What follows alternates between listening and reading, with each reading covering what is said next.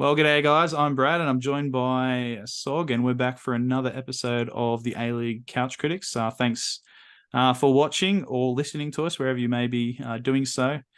Please subscribe if you're on the YouTube channel and give us a like and say hello in the comments. I really appreciate it. Helps with the channel, and go leave a review on the podcast if that's a thing you can do. I'm not sure. Don't really listen to podcasts, and I'm listening to them on YouTube. But anyway. Let's get into it. Let's talk about some football. Samuel, how are you feeling? The women's game is about to start any day now. The men's a week later. It's back, the A-League. How are you feeling?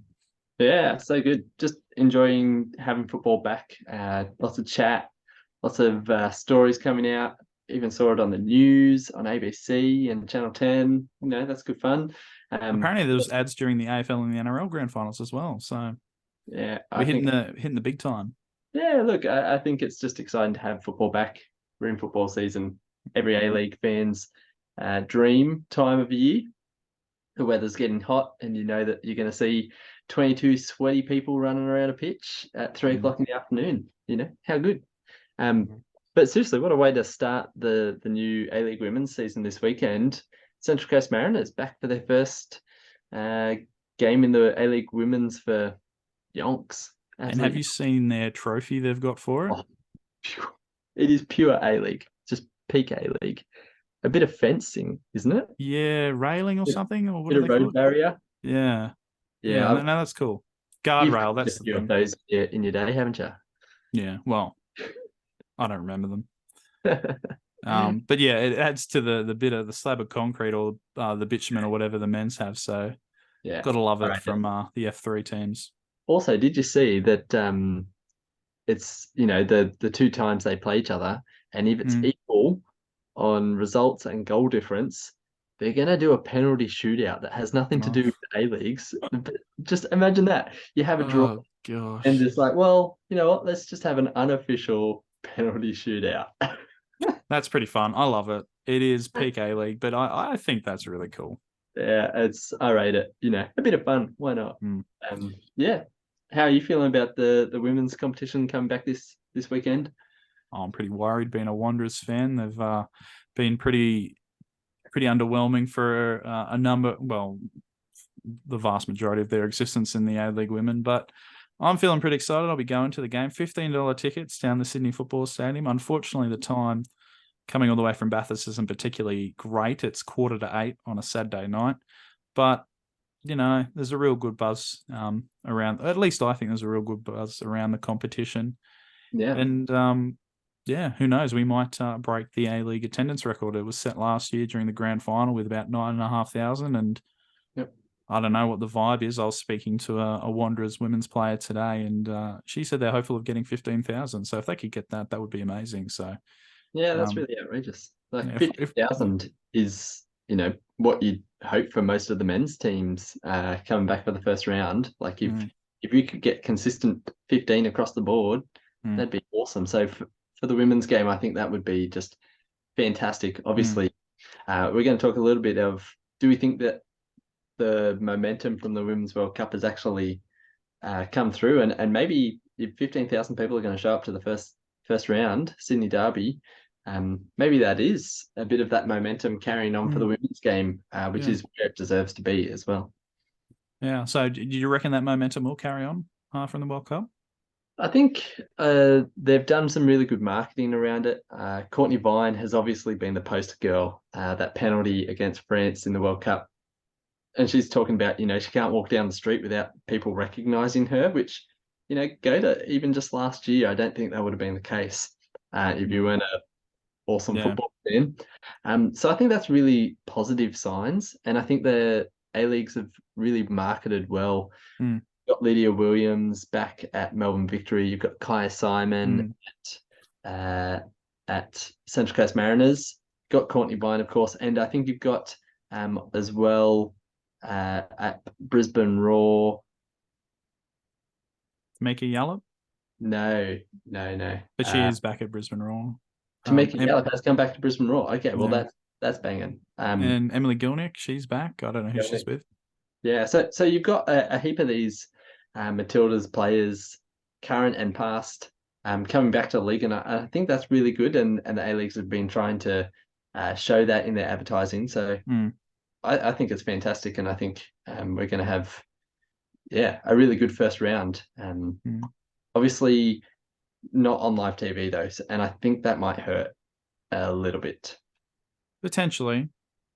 I mean, I don't watch sport on live TV that often anymore. Sure. I mean, even in the NRL, I don't really watch the live TV. I tend to stream it.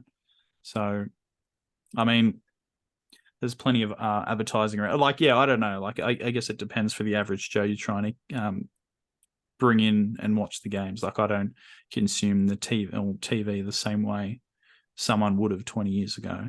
So, yeah, it's a shame there's not even on one game on one of the backup Channel 10 channels, but all the games are live if you stream them off Channel 10, and most people today have a smart TV with the Channel 10 app or a phone that they can stream to the TV. But yeah, it does help a little bit if it is on live TV. Yeah, absolutely. Like you've got Dubzone, and like you are right, the 10 play app is now on smart TVs, and that's made watching the Australian Cup a lot easier over the last couple of months. So hopefully that's communicated well, so people know exactly where they can go to watch the women's game. But like, yeah, I think if they just had just one game on a Saturday afternoon on a Channel 10, I think that would just help draw a few more people across. But I'm excited to see it anyway. I think people who've watched the dub before know that the quality is there, and that it's actually quite a competitive little league. And I think off the back of the Women's World Cup, I think people will see that this league is continuing to develop, and you've seen just how many girls have gone over to Europe and started getting some big contracts. Claire Hunt is doing well over in Paris. Charlie's Rule scored her first goal for Brighton of Albion. I think this morning as we're recording this pod. So those are all really good things. Girls from the women are going over and doing well. So I'm looking forward to seeing who's the big kind of standout player this year, who's going to make their mark in the dub. Yeah, no doubt we'll see plenty of those future Matildas in the A-League and current Matildas as well. It's also the first time we're going to see a full home and away season for the women. So 22 rounds, everyone will play everyone home and away. And then it's going to be a top six. So I think it's going to be a really exciting season. I think the likes of Sydney FC, City, Western United, I expect the top three from last year to be right up there again. Melbourne Victory. I think what I've heard is Canberra United's recruited quite well. Yeah. I think it, like in the middle pack, I think it'll be quite competitive across the competition. I think some teams like Newcastle will struggle, like they will in the men's potentially. So I think besides, like Sydney FC, City, Western, maybe Victory, I think we'll see a fair bit of competition for those last couple of final spots. And I even think Central Coast have recruited really well after their return to the A-League. Yeah. Yeah, look, I think Sydney might struggle. They've been hit massively by players leaving the club over the last off season. But I mean, Juric has been a great coach and has done incredible things, and they're a really good side still. I think that we might get one or two surprises. I think teams like Adelaide, who have been building season upon season in the dub, have been really good. I think someone who might kind of surprise us is Brisbane. I think they've made some good signings, and so they could be up there. And Melbourne Victory, I think actually, they've still got a really good squad, and Lydia Williams is a great signing. So I think that might go some way to helping them push towards the top this season. Yep. So let us know in the comments, or if you're listening on a stream, too bad you can't do that. But let us know in the comments what you think of the A-League women, who you think are going to be some of the top teams to beat, and who are some of the teams that might struggle, and some players we should keep an eye out on, particularly the up and coming stars. Obviously, I'm a big fan of Socceroos from the Wanderers, a Bathurst girl, so wishing her all the best for the season ahead. Hopefully she can get a few more starting appearances for the Wanderers in the year ahead. moving on from the A-League women, I probably want to quickly talk about a bit of expansion news. I know expansion does particularly well on our channel, and it seems like we're all but there with announcing the new owners for the A-League, or the Auckland franchise that'll be joining from next season. It's Bill Foley, an American guy. I think that's his name. Yep, that's right. Bill Foley. Oh, hang on, Bill Foley. I'm. Yeah, it is. So he owns Bournemouth. He's part-time. Oh, he's got a stake in Lorient in France, but I think his biggest team he owns is the Las Vegas Golden Knights in the National Hockey League over in America, and they're only a fairly new franchise. I think they joined about five odd years ago, and they won the Stanley Cup, the big the grand final over there in the NHL. So if you're an owner in one of those big four American leagues, you're doing pretty well, and I think to have him a part of the A-League would be a real big coup. Obviously, it's not officially confirmed, but the APL have come out and said he's their preferred owner for this team. So I think the APL is quietly telling the three guys that unless you work some magic in the next couple of days, it's going to be going to him. So we're getting very close to having a team in Auckland from next season. And just like, I think when these two teams were announced, Canberra and Auckland as the potential, I think Auckland maybe shocked a few people. Oh, okay, Auckland rather than another Australian team. And then people definitely, for me, I thought Canberra, absolutely, they'll have dozens of suitors. And I don't know about Auckland. I think they'll struggle to find someone to pay that kind of fee. What are they looking for? $15 million for 25 mil. 25 mil for a franchise fee. Like that's quite significant compared to what the A-League has had in the past. And this has been really promising, actually, to see so much interest in Auckland. I think that's good signs for the A-League. And there's some news. It's still simmering away in the background, but Canberra, apparently things are developing just as they should be, and so I'm looking forward to hearing a bit more news about them. But it seems like they're just a bit behind Auckland. It is something's happening there, and hopefully we'll find out soon. But I don't think we're going to. I think the Auckland team will be announced before the start of the men's comp, hopefully, and also they'll be also joining the A-League women as well. That's a part of the deal, and the Canberra one I think will be a bit later on. I think when you look about it with Auckland, probably from an Australian's perspective, I was surprised at the interest. But when you really think about it, it's a population of 1-2 million people. It's the biggest city in Australia or New Zealand without a professional football club in the A-League. So I think what a lot of owners look for is a big market to work with. And I think Canberra's only got 400,000, as well over an extra million on Auckland. And this guy, Bill Foley, he's got a few business connections to New Zealand as well. So it looks like it's working out pretty well.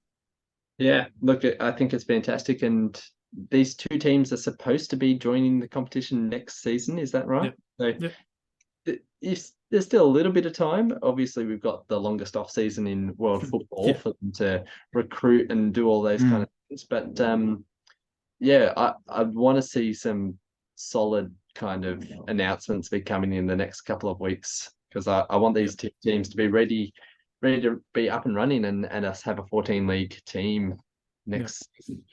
Wouldn't that be great?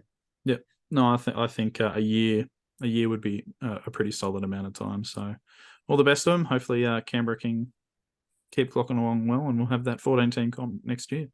Obviously, we'll follow any developments, and maybe once things are properly announced, we'll have a proper look into Auckland and their expansion team.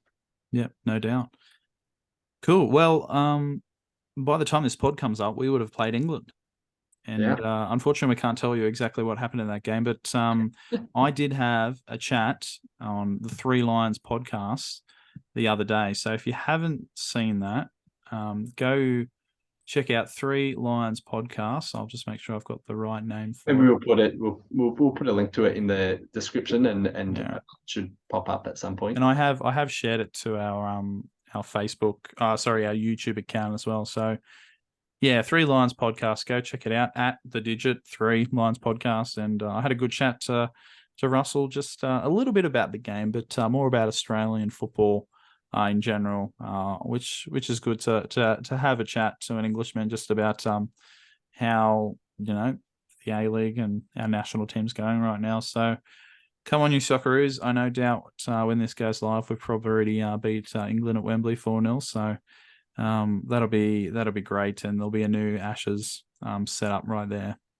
Yeah, well, just talking about the game, obviously we're talking before the fact, and people talking this after the fact. But predictions: who do you think's going to be a standout for Australia? Is Harry Suter going to nod one in? Mas Luongo's back in the squad, which is just exciting for. I don't know anyone not excited about Luongo being back. I think it's well deserved, and I speak on the Three Lions podcast about it. He's enjoyed a stellar season so far with Ipswich, who have just been promoted from League One, and now they're topping the championship. So he's looking really good. There's another Australian playing for Ipswich as well. Is it not Cameron Burgess? Is it? That's who I was thinking it was. So yeah, that's probably who it is. So hopefully he has a blinder. Hopefully my boy Brendan Borello from the Wanderers has a big game as well. I just really would like to think we put in a really good shift against England. Were you going to say something? I was going to say that I don't think Borello is going to get much game time. I think Arnie loves his kind of tried and tested front line of Mitch Duke and Craig Goodwin on the left, and probably Awa Mabil on the right, who has been playing some football. I think he's pretty lucky being in the squad, to be honest, from the amount of football he's been playing. But Borello had a good game against Ecuador when we played back in Sydney, and got on the score sheet as well. So, yeah. Well, anyway, hopefully we got the win there, and we also play New Zealand as well over there in London, which is a bit weird. And I have a chat to Stuart from the Russell from the Three Lives podcast about that. So, I don't know why it's not in Australia or New Zealand. Probably logistics, probably for the players, but I think we should win that game.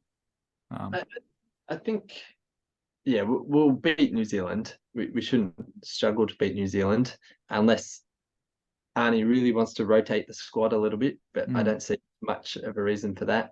I think it is logistical. Obviously, it's just a short international break, but it is a bit weird to set up this long lost Ashes between New Zealand and Australia, and then hold the first match over in England. A bit disappointing, but it is what it is. I think that'll be the opportunity for some players like Sam Silvera to shine and have a good crack at it. Martin Boyle's back in the squad and actually fit again, and been playing Hibs this season, so that's exciting. Lewis Miller has also been playing well for Hibs this season, and great opportunity for him. Australia's kind of been looking for a good right back for the last little while, and some of our other right back experiments aren't kind of in the squad at the moment.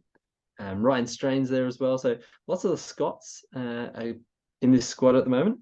I think it's also really exciting to see the three train-ons for this Australia squad as well. So Mohamed Toure getting a runner, which is just really cool to see, and hopefully we can kind of see him put on the green and gold at some point. Alex Robertson, who's been smashing it for Portsmouth on loan from Mid City. I'm a bit surprised he's only a train-on and not actually part of the full squad, because the last set of friendlies he did really well. And then Patrick Yazbek as well, which kind of warms my heart as a Sydney fan. Another guy who's just been getting consistent minutes in Iceland. Not Iceland. Where's he been playing? Who are you talking about? Paddy Yazbek. Oh, yeah, okay. Yeah, I don't think he'd be in Iceland. Norway. Yeah, Norway. That makes sense, yeah. I think that's really exciting for him. He's been getting consistent minutes. He's a midfielder who can pass the ball and tackle, and maybe that's good. That's what you want in a midfielder, someone who can pass it. Sorry, go on. Well, we've got lots of midfielders in Australia. So Paddy Yazbek in a chance here in a Socceroos setup, I think is really exciting and just shows the kind of faith that Arnie, I guess, has in his ability. So I'm looking forward to see if anything comes from that in the future for Paddy Yazbek. But yeah, I think Socceroos easy. Two wins in this international break. Just two minnows that we're playing. Not much on the line. Nice and easy. I'll live to eat those words later. But I'm sure we will. yeah. Both will. Yeah, I remember saying on the pod for the 3 Lions. He said, "Oh, well, all the best for the game," and I said, "Well, not for you because Australia's bringing it home, boys." One thing we didn't discuss about talking before this. I think Samuel's getting distracted off the video at the moment. My son is not asleep. Wow. It's pretty late, isn't it? Well, we were going to briefly talk about the Australia Cup, but there's nothing important to talk about because Sydney FC won. We don't care. Brisbane didn't come out in the second half, so that was really disappointing. Good on to Sydney and their new Brazilian pest. I think we're going to wrap up the show now because Samuel's got some other duties to attend to. But thanks for joining us for this latest pod.